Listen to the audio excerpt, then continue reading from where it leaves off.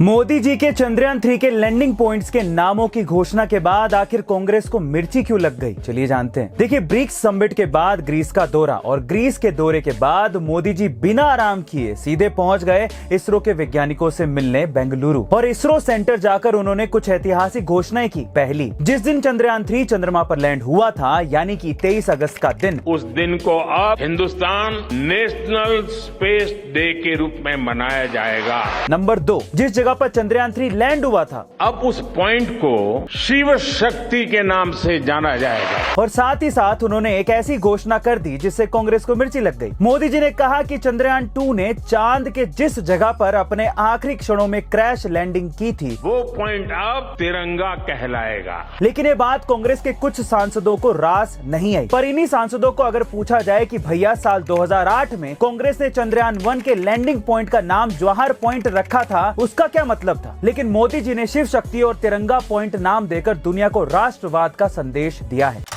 BRICS summit के बाद मोदी जी दक्षिण अफ्रीका से ग्रीस दौरे पर चले गए थे।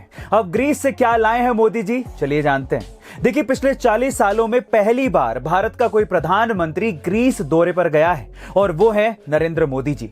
मोदी जी को ग्रीस की राष्ट्रपति कैटलीना सेकेलारोपोलू की तरफ से ग्रीस का दूसरा सबसे बड़ा नागरिक सम्मान grand cross of the order of honour से नवाजा गया है। अब मोदी जी बाहर गए हैं तो इंडिया के लिए कोई ना कोई फायदे का समझौता जरूर करके आएंगे।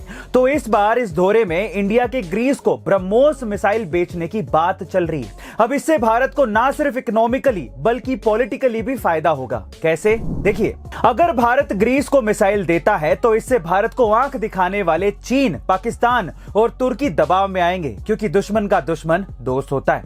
साथ ही ऐसा कहा जा रहा है कि इस दौरे के बाद जल्दी ग्रीस और भारत के बीच युद्धाभ्यास भी किया जाएगा। इसलिए तो हम बार बार कहते हैं कि मोदी है तो मुमकिन है।